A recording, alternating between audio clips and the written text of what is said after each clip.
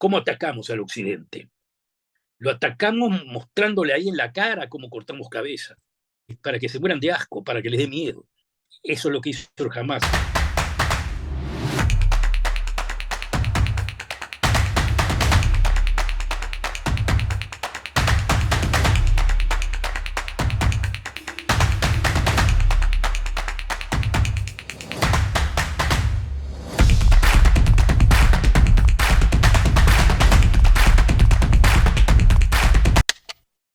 Es un gran gusto estar en contacto hoy con ustedes para seguir reflexionando sobre un tema de brutal actualidad. Es un gran honor para nosotros recibir al profesor Alberto Spektorovsky, que es profesor de teoría política y política comparada en la Universidad de Tel Aviv. Ha sido y es profesor visitante en Columbia University, en la Universidad Orto Uruguay, en la Universidad Torcuato Di Tella y en distintas universidades alrededor de la región el mundo. El profesor Spektorovsky tiene una larga trayectoria en la ciencia política y en las relaciones internacionales. Ha escrito sobre los orígenes del fascismo en Argentina, sobre el fenómeno populista en general.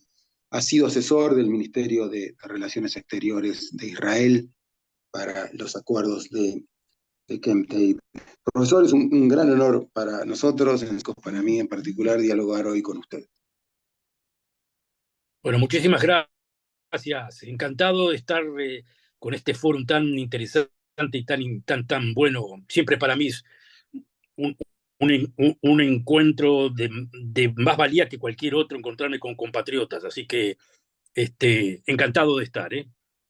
Un gran gusto. Profesor, ¿cómo vivió personal y existencialmente lo ocurrido el 7 de octubre? Bueno, decir la palabra terrible queda poco. Es decir, en el momento inmediato nada especial, pero a medida que iba llegando las noticias de lo que había pasado, y cuanto más se agregaban las noticias, más nos choqueábamos. Hoy incluso cuando se están conociendo los relatos personales vividos, porque cada vez se agrega un relato más, cada vez se descubre otro pequeño párrafo que se une a todos los párrafos, es, es una sensación de todo, decías, de rabia, de tristeza, a veces de impotencia, a veces te tenés que contener contener ese espíritu de venganza que es también muy humano, porque te brota, y decís, no, no, no, tranquilo, hay que pensar, pero sí, todas esas situaciones se dieron en forma no inmediata, pero a medida que iban pasando los días y las horas de ver lo que hicieron ahí esta gente, o si se le puede llamar gente, es algo terrible, terrible, terrible. No le puedo agregar más, porque esto fue más allá de un acto criminal. Entonces, bueno, así empezó. Después, bueno, nos vamos acostumbrando a la situación. Y ahora con preocupación. Lo que tenemos hoy en día es preocupación. ¿Cómo va a terminar? ¿Qué va a terminar? ¿Cómo es esto? De cualquier forma hay caídas, hay rehenes, los tenemos muy en cuenta. Y también no nos olvidamos que estamos haciéndole, digamos, un daño tremendo a Gaza, ¿no? Eso, por más que nos cuidemos, este, Israel bombardea y han muerto muchísima gente. O sea que de todo punto de vista no estás en una situación ni calma, ni para vanagloriarte, ni no vanagloriarte, todo muy feo, todo muy feo. Es terrible escuchar las historias personales, ¿no? En definitiva son todas historias personales, lo que uno ve como una cuestión, obviamente, de una tragedia política y geopolítica.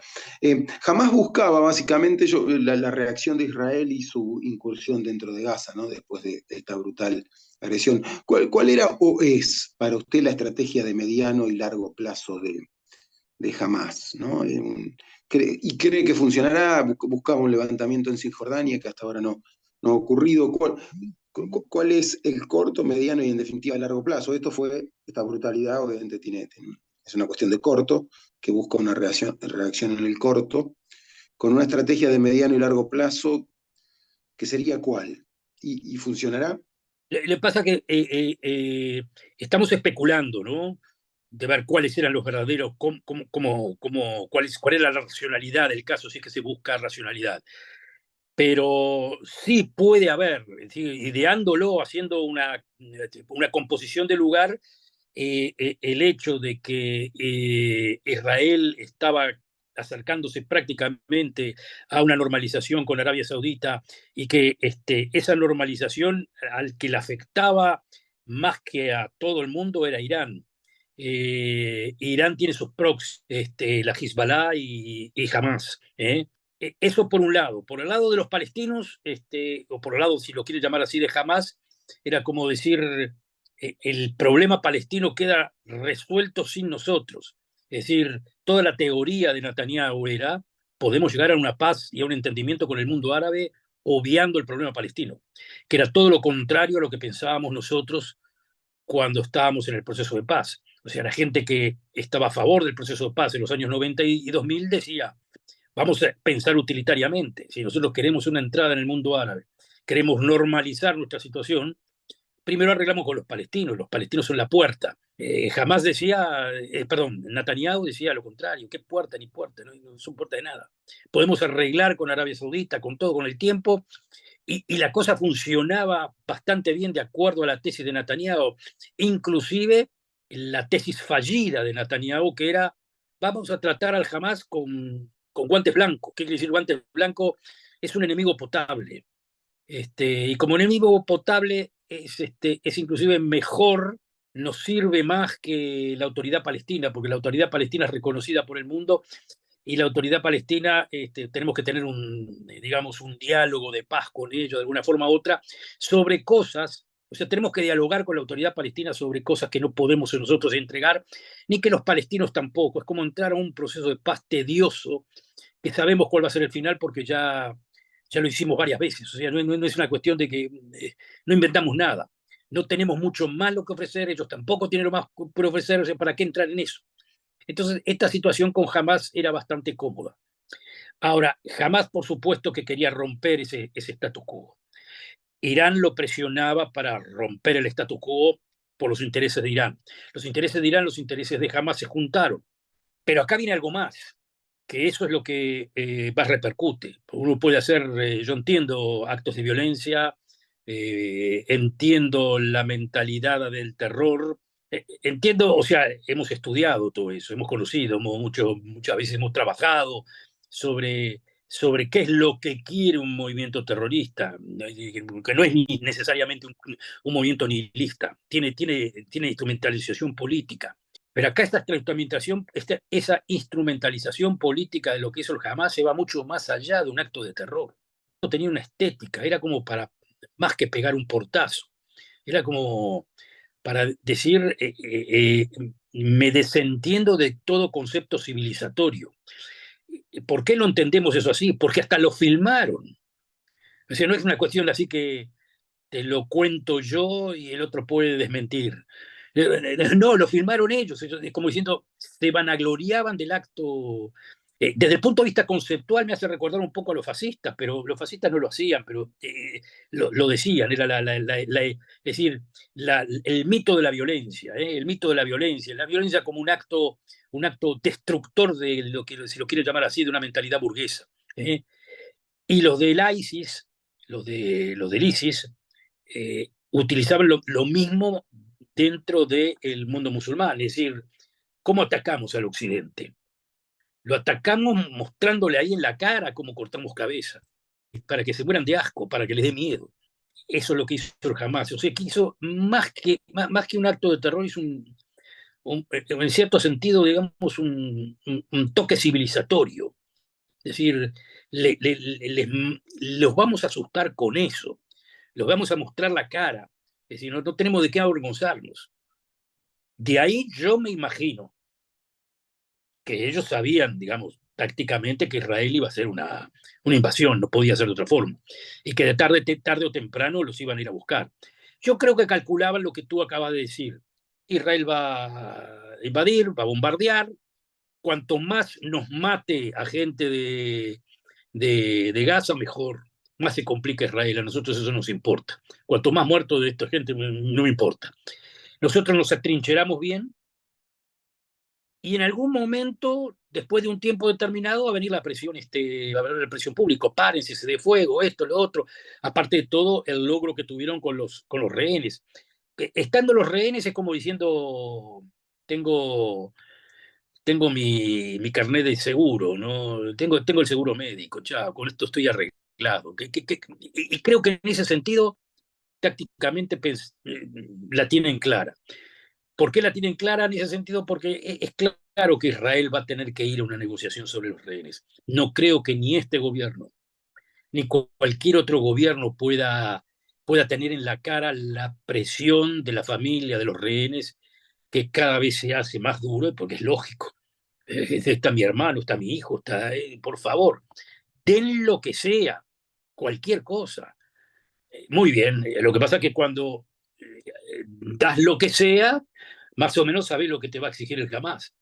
O sea, si fuese solamente los prisioneros del Hamas, no hay problema. Intercambiamos los 8.000 prisioneros de Hamas por los rehenes y se acabó. Pero no me parece que el Hamas se vaya a complacer con eso, porque tener los rehenes es, como ya te digo, es el carnet de seguridad. Así que, Sí, pero en ese contexto, lo que hay en juego es la desaparición de Hamas, ¿no? Porque en definitiva, en esa ecuación uno puede pensar, bueno, es casi en este acto suicida, ¿no? Hamas se suicida tratando de hacer incurrir en costos en Israel, para que incluso con su desaparición Israel quede ante el mundo árabe, ante la imposibilidad de generar relaciones con Arabia Saudita y con otros actores, y que ese costo sea muy alto, pero al final del día la negociación con rehenes por parte de Hamas asume supervivencia en el tiempo, cosa que uno ve hoy. Estamos a mediados de noviembre en esta conversación, han pasado cinco semanas del acontecimiento del 7 de octubre para nuestros oyentes. Parece una sistemática y clara estrategia de Israel, que eventualmente uno sospecha que funcionará, de la desaparición de Hamas. Después veremos qué costo, ¿no? Uno dice, bueno, yo logro mi objetivo, ¿a qué costo? Pero parece claro para Israel, incluso para este gobierno demócrata de los Estados Unidos, y para una parte, no para otra, de Occidente, que eso se va a lograr, y que eso está claro, ¿no? Después veremos el costo, pero jamás sí, va camino a su desaparición, al menos en Gaza, ¿no? sí, sí, yo creo que a la larga va a terminar en eso. A la larga va a terminar en eso. Los pasos tácticos hoy en día es un juego de ajedrez, pero yo creo que hay una determinación no solamente de este gobierno, cualquier gobierno de Israel.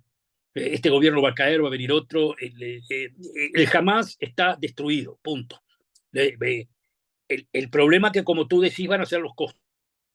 Pero en ese sentido, Van a ser los si alguien costos. desaparece, perdón que lo interrumpa, pero en ese sentido, si alguien desaparece, no hay negociación posible con alguien que desaparece, ¿no? Así que tanto la cuestión de la sensible, la hipersensible cuestión de los rehenes y demás, es como que va a una cuestión de solución vía por hecho de la liberación, o lamentablemente del asesinato, pero no queda claro allí que, más allá de la estrategia de jamás de buscar secuestrar para negociar, si no hay actor que quede, y uno sospecha que no va a quedar, e insisto, habrá un costo después que lidiar con, pero si no hay actor en el medio, si hay desaparición del actor, no hay negociación tautológicamente de nada. ¿Se entiende mi Ah, punto no, y mi pregunta? seguro. Primero, no, por eso vamos al caso. Primero va a haber negociación sobre los rehenes. Eso no me cabe duda que va a haber. Le den la vuelta que le den, va a demorar un poco más, un poco menos, va a haber negociación. Jamás es experto en negociaciones en las cuales como que te dice, te hace la vida complicadísima, pero va a haber negociación porque Israel necesita esos rehenes. Y el asunto es cómo queda después de la negociación, porque jamás va a exigir, bueno, deme garantía de que después de la negociación de los rehenes hay un cese de fuego. Israel no le va a conceder eso. Y si se lo concede, le va a mentir. Es decir, no hay acá darle mucha vuelta, porque lo que dijimos de un principio es así. Para Israel hay una determinación que el Hamas termina su gobierno en Gaza. Ahora la pregunta nuevamente que acompaña eso, ¿y qué quiere decir que se termine el gobierno en Gaza? Y bueno, que se termine el gobierno en Gaza quiere decir, señores, abandonan ustedes Gaza, y obviamente es entrar dentro de los túneles o destruir esos túneles cuando ya prácticamente no haya gente ahí. Es decir, es todo un conglomerado de asuntos que Israel no va a hacer lo que jamás pensaba que Israel iba a hacer, es meterse dentro de los túneles, así como un avance, digamos, de desesperación y de rabia. Israel no lo está haciendo eso. Israel va muy cautelosamente, tomando Gaza, rodeando, matando a todos los militantes que encuentra por el camino y estar en la boca del túnel. En la boca del túnel. Ahí empieza la negociación. La negociación empieza ahí. Ellos atrincherados en esa boca del túnel, entendiendo que Israel por ahora no va a entrar porque están los rehenes ahí abajo.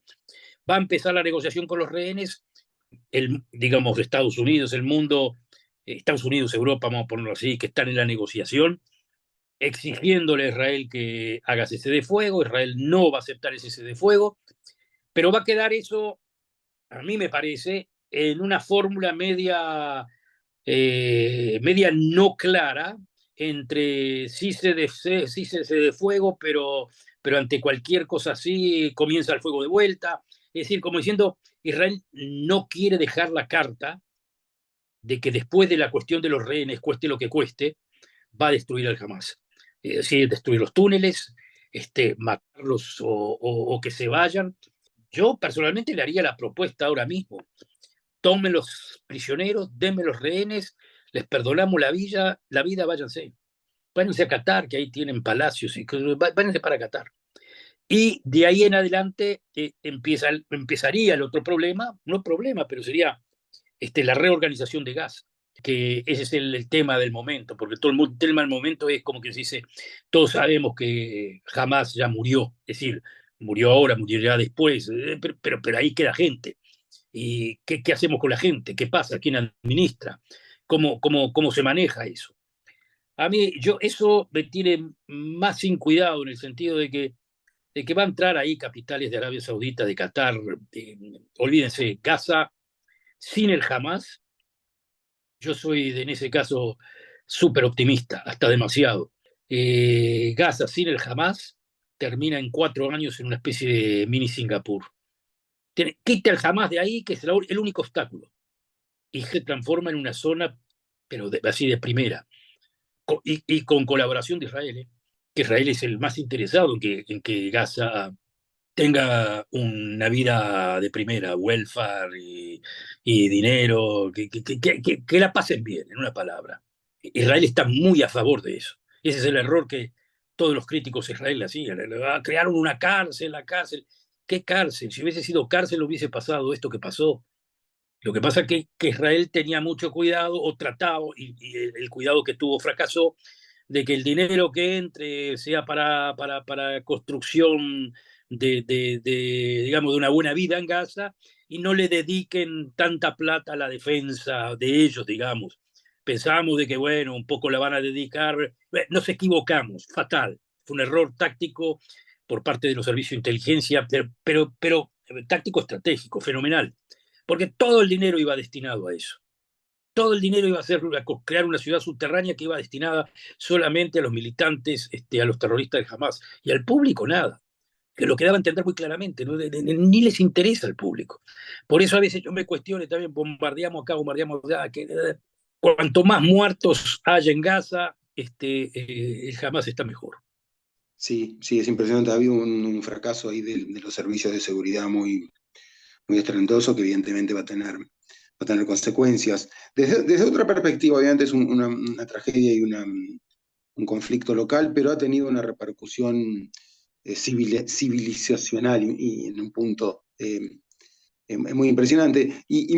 Creo, lo hemos hablado con usted en otro contexto, ¿no? Hasta hace pocos meses veíamos a la cultura woke con preocupación y hoy en cambio vemos con asombro, creo, ¿no? Lo que sucede en Occidente, particularmente en las universidades y en importantes medios de comunicación, ¿no? Cómo actúan ante esto. ¿Cuánto daño más puede hacer este verdadero asalto gramsciano a los cimientos de Occidente, esta combinación ahora tan a la luz, ¿no? Ya casi sinvergüenza, Ese es mi, sinvergüenza de celebración entre los woke en las universidades y jamás, ¿no?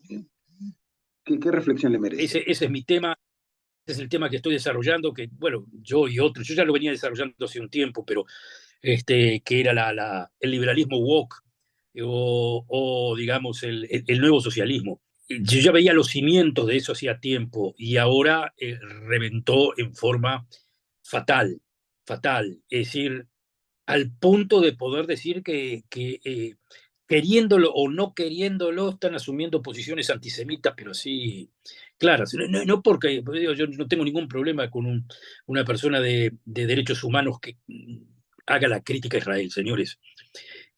Pero una persona de derechos humanos hace la crítica a Israel, le hace la crítica a Rusia, le hace la crítica a Yemen. Es decir, están matando gente, es decir, musulmanes asesinados por musulmanes hay, pero a torrentes, pero nada, eso no les importa nada.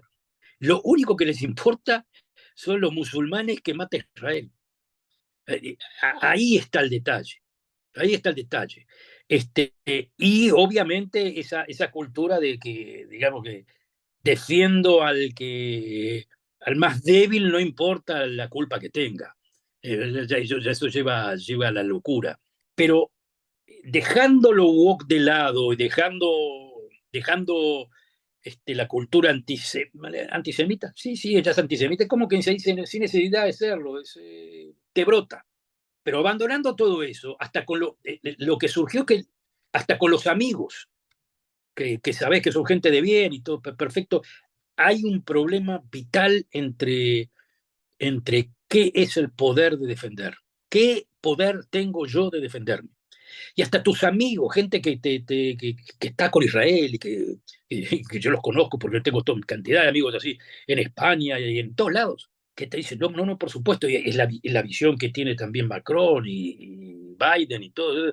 Sí, no, no, por supuesto, tienen el derecho a defenderse, obviamente que tienen el derecho a defenderse, pero hay leyes, ¿eh? Perfecto, hay leyes. Muy bien, estamos todos de acuerdo que hay leyes de la guerra, que no importa qué. Pero tenés un caso en el cual no tenés cómo evitar el daño colateral. O sea, no hay forma. Entonces, es como que te dicen sí, pero no. Y la consecuencia del sí, pero no es, bueno, tenés derecho a defenderte, pero no podés. Eso no es que no, lo veo como un tema impresionante de aquí al futuro también, porque es evidente de que el que te agrede te busca la vuelta de que no te puedas defender. ¿Por qué no te puedas defender? Porque te están mirando. Pues te están mirando. Ahora vamos a ponerlo claro. Israel se ajusta a las leyes de Ginebra. Lo que pasa es que está al borde. ¿Por qué digo que se ajusta? Porque uno puede acusar a Israel de intento de genocidio, pero no es intento de genocidio para nada. Si Israel quisiese intento de genocidio, el conflicto se hubiese terminado el 9 de octubre y no seguimos ahora. Israel tiene el poder de hacer lo que hizo Putin en Grozny. ¿Cuál es el asunto? ¿Qué hizo Putin en Grozny? La aplanó y después la reconstruyó. Y ahora tiene una relación bárbara con los chicheños, que le hacían los chicheños, le hacían a Putin lo mismo que estos nos hacían a nosotros. Es decir, es lo mismo. Putin la aplanó. Israel no tiene ninguna intención de hacer eso, si no lo hubiese hecho. Pero cuando el ejército de Israel va y hace bombardea en lugares donde son posiciones del Hamas, y esas posiciones están digamos, en casas o digamos, cerca de hospital, o inclusive dentro de los hospitales. Entonces, obviamente que hay un daño colateral. Ahí entran todos los cálculos que uno puede volcarlos para un lado o para el otro.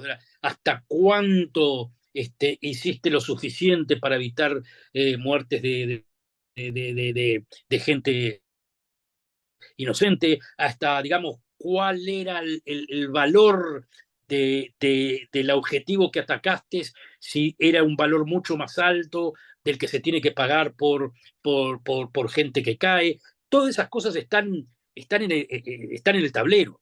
A mí me consta que Israel hace lo imposible para evitar muertes innecesarias, inclusive anunciando bombardeos, inclusive movilizando a la población de un lado para otro, que también es una violación de derechos humanos. Quiero que me quede claro, no es que no piense que piense que eso está bien, pero obviamente que se hace con el intento de evitar la mayor cantidad de muertes posible. Pero estos, claro, se inventaron el asunto de refugiarse dentro de la población, escudos humanos, y se armaron ahí abajo digamos, un fuerte, pero digamos, una ciudad subterránea. Entonces, claro que ni siquiera la discusión, pero cuando se charla entre amigos y discutimos a nivel también académico, con la gente que no está acá, siempre aparece ese pero. Sí, tienes el derecho, te hicieron esto, tenés todo el derecho del mundo, está todo muy bien, pero ¿qué hacemos? Yo creo que lo definí en un artículo hace un tiempo, bueno, cuando empezó esto, eh, a ver, esto para nosotros es como el bombardeo a Berlín. Nosotros lo vemos, este año para nosotros es 1945. Cuando la gente que de afuera dice, pero ¿cómo va a ser en 1945? En 1945 se derrotó a los nazis, que ya estaban derrotados en 1945, pero nadie impidió el bombardeo a Berlín. Y les puedo asegurar que en el bombardeo a Berlín murieron miles de inocentes, gente que no tenía nada que ver, niños, niñas, lo que sea. Nosotros lo vemos esto como eso. Es como que esto fue, hay que derrotar a Hamas que es lo más cercano posible a lo que son los nazis. Lo más cercano. No son los Y nazis, pero sí, en ese sentido y para terminar, para agradecerle mucho su valioso tiempo, en un punto, usted dice que es lo más cercano a lo que son los nazis. Hay algo, usted no tiene la sensación, a mí me ha pasado, lo he dialogado con otras personas, que ha ocurrido algo en un punto simbólicamente incluso peor que el nazismo, y en un punto. Porque esa explícita celebración y relativización que se ha hecho, que se hace en Occidente, no refleja una cultura reaccionaria en la derecha y en la izquierda dentro de las propiedades, de las propias sociedades abiertas. En definitiva, los nazis no grababan, ¿no? Como grabó esta gente, no celebraban, y peor aún, esa grabación y celebración no tenía esta repercusión que ha tenido en Occidente. Hay gente, después de la grabación, de estas cosas que siguen apareciendo, usted y yo y todos los vemos y leemos, ¿no? Yo no he visto muchas imágenes porque no quiero, pero he leído los comentarios de la gente que la ve, y las descripciones de lo que pasó. De esa persona que le cortaron las manos y la llevaron de rehén, leía hoy, leí ayer cosas terribles de todo tipo y color en la que no vamos a entrar. La gente lo filmó, lo celebró, y esa filmación y celebración llegó a Occidente. Eso es peor incluso que el nazismo, y es peor que el nazismo en un punto. Eso, sí, yo creo simbólicamente. luego que dicen, no, pero cómo no confunda, está hablando de un poder mundial, acaso unos pobres. Sí, pero el peligro que tiene Israel no es el Hamas en sí, es toda la confederación atrás de Irán. Irán ya es un poder atómico y el complejo que está armando Irán es poner al Hamas, poner a Hezbollah, poner a las milicias sirias, iraquíes. Es decir, si atamos todo el complejo, estamos en un momento, si yo no digo de guerra mundial, pero ahí, estamos ahí. Y no en vano Estados Unidos puso los barcos frente a la costa libanesa. Era como para decir un anuncio, mire que cuando, si se levanta esto, estamos nosotros también. No sé si Estados Unidos va a hacer algo con eso, pero es como que esto es un conflicto que va más allá de un mero conflicto local. ¿eh? Así que y con el occidente y el papel mire, que en eso sí soy un experto, yo digo, eso me he dedicado, en ver quiénes eran los acompañantes intelectuales del fascismo y del nacionalsocialismo en los años 30. Pero claro, eran gente de primera, intelectuales de primerísimo línea, que tenían siempre la misma mentalidad. El occidente, o sea, el occidente ellos son occidentales, pero el occidente democrático es el occidente putrefacto, que no sirve para nada. Es decir, veían al fascismo también como una revolución interna, una revolución que se tenía, era por un lado el liberalismo y por el otro lado el comunismo. Muy bien. Los que eran comunistas, que eran revolucionarios, estaban en un bando, pero había muchísimos que no querían estar en el bando liberal ni en el bando comunista, pero que sí eran revolucionarios. ¿Y en dónde estaban esos? En el fascismo. El fascismo les ofrecía esa especie de romper los esquemas. ¿Eh? Y usted lo ve en Alemania, lo ve como que si es en Inglaterra, lo ve en Italia, lo ve también en los Estados Unidos, se ve en cantidad de gente que antes de que el fascismo antes que el fascismo fuera fascismo, antes que el nazismo fuera nazismo, ya estaban en eso, ya estaban creando esa situación. Ahora, esos eran digo, yo le pongo el título de los anticolonialistas de hoy. ¿Eh? Los de aquellos eran los... usted ve también cómo reflexionaban los fascistas sobre el colonialismo. El asunto no era soy anticolonialista, era que el colonialismo plutocrático frente al colonialismo de los pobres, de los otros, decían los italianos, ¿no? Los italianos son un colonialismo pobre, es decir, como diciendo, pero colonialismo al fin y al cabo. ¿Y qué es Irán? Exactamente lo mismo. Lo que hace no es una especie de colonialismo, es imperialismo, hegemonía, buscar la hegemonía, pero la hegemonía de nosotros los pobres, digamos, del grupo de resistencia. Esa palabra resistencia es una palabra invasiva. Lo oye la gente, lo oyen los chicos estúpidos de Harvard, y ahí se sienten sí, resistencia. Son tan estúpidos, pero tan estúpidos, porque esa es la palabra, y esa es la crítica que va ahora hacia Harvard y hacia la Ivy League. Han creado un sistema de estúpidos, pero de vanguardia. Estúpidos, ricos y peligrosos en un punto. Pero total, pero total. Pero son, llegan al nivel de estupidez máxima.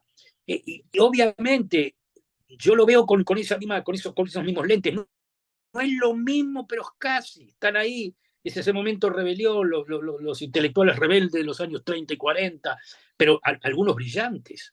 Sí, algunos brillantes. Y todos veían al occidente como putrefacto. ¿Eh?